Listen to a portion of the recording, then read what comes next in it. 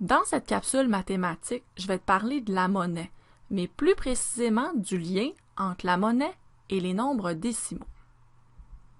Dans la vie de tous les jours, on utilise beaucoup les nombres décimaux, surtout lorsqu'on parle d'argent. Dans l'argent, il y a les nombres entiers, qui sont représentés par les billets de 100 $, les billets de 50 $, les billets de 20 $, les billets de 10 $, les billets de 5 $, et il y a deux pièces de monnaie qui font quand même partie des nombres entiers, les 2 $ et les 1 $.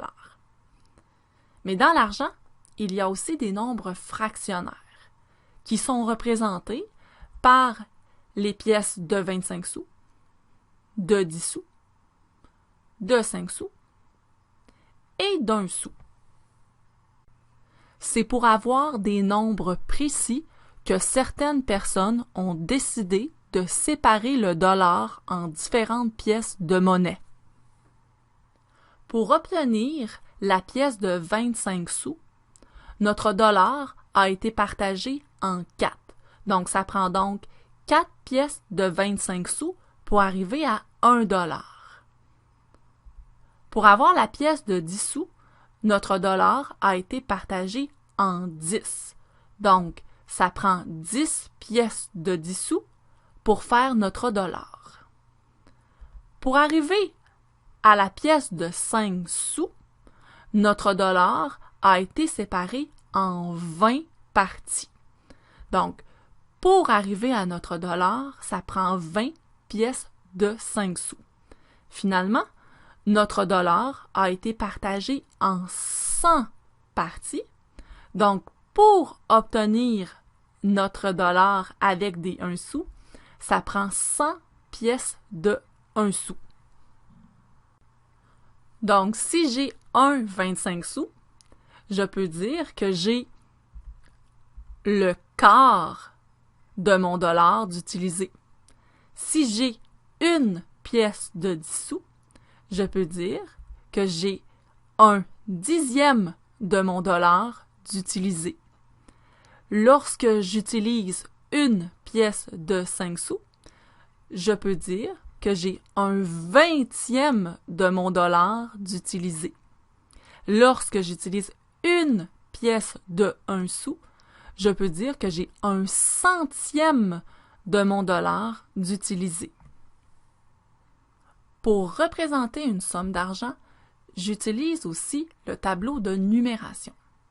Voici une somme d'argent. D'abord, je dois compter la partie entière de cette somme d'argent. Donc, je sais que dans la partie entière, dans ce cas-ci, il y a le 20 $, le 5 $ et le 2 $. Je les additionne ensemble, ça fait 27 $. Donc, 27 $, je sais que c'est 2 dizaines et 7 unités. Je ne dois pas oublier de mettre ma virgule qui sépare ma partie entière de ma partie fractionnaire. Ensuite, je compte les pièces de monnaie. Un 25 sous plus un 5 sous plus un 1 sou, ça fait 31 sous. Je sais que ces 31 sous-là, je dois les mettre dans la partie fractionnaire. Donc, je sais que c'est 3 dixièmes et 1 centième. Le symbole, lorsqu'on parle d'argent, c'est le symbole de dollar que j'ai mis ici, à droite de l'écran. Lorsque je lis ce nombre, je dois dire 27 $ et 31 sous.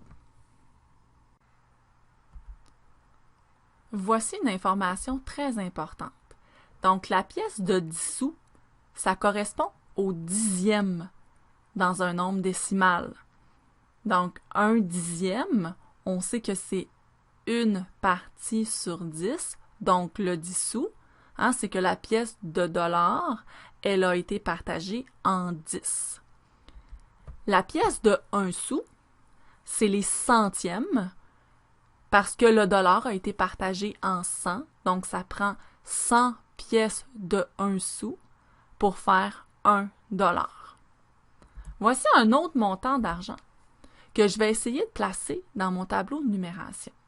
D'abord, je sais que les 3 $ font partie de la partie entière de mon nombre décimal.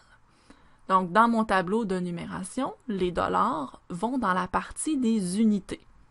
Je n'oublie pas de mettre ma virgule pour séparer ma partie entière de ma partie fractionnaire. Et je viens de te dire que les 10 sous font partie des dixièmes. Donc, si je compte le nombre de 10 sous, j'en ai 4. Donc, j'écris 4 dans la partie des dixièmes.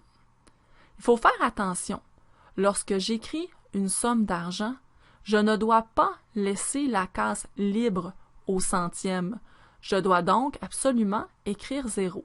Et en plus, si je compte mes 10 sous, ça fait 40. Donc, ma somme d'argent, c'est pas 3 et 4 dixièmes, mais bien 3 $ et 40 sous.